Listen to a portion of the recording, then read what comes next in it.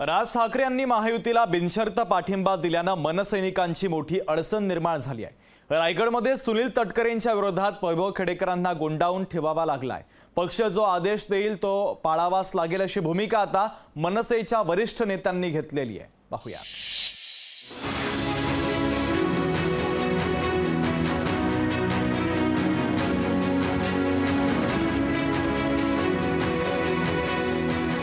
सुनील तटकरेंचा उमेदवारी अर्ज दाखल करण्याकरता अलिबागमध्ये आलेले हे नितीन सरदेसाई पहा।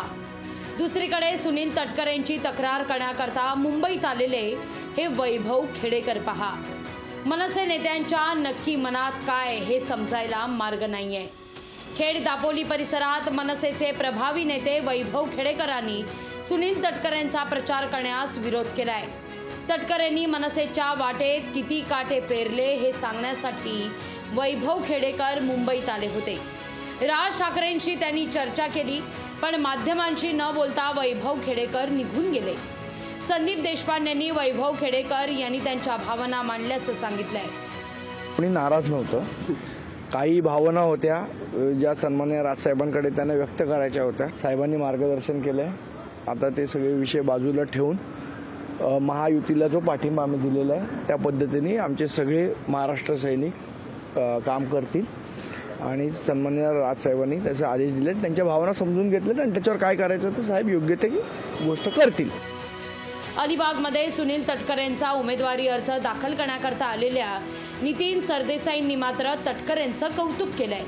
एवढंच नाही तर त्यांनी मनसेत आदेश पाळण्याची संस्कृती आहे आणि त्यामुळे वैभव खेडेकरांच्या विरोधाला फारशी किंमत नसल्याचं सांगितलंय।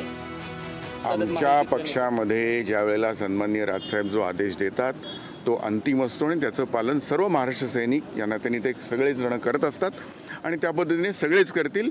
मी तुम्हाला मगाशी म्हटलं त्याप्रमाणे स्थानिक पातळीवरती काही वेळेला काही अडचणी काही मतभेद असण्याची शक्यता नाकारता येत नाही आणि ते कदाचित रास्त सुद्धा असतील, पण त्याला एकदा का राजसाहेबांनी जे काही आदेश दिले अंतिमतः त्याचं पालन केलं जाईल एवढं मी तुम्हाला सांगू शकतो। महायुतीला पाठिंबा देण्यावरून मनसैनिकांमध्ये आधीच चलबिचल आहे। महायुतीला पाठिंबा देण्याच्या नादात मनसे पक्ष संघटनेचं नुकसान होऊ नये अशी अपेक्षा व्यक्त केली जाते।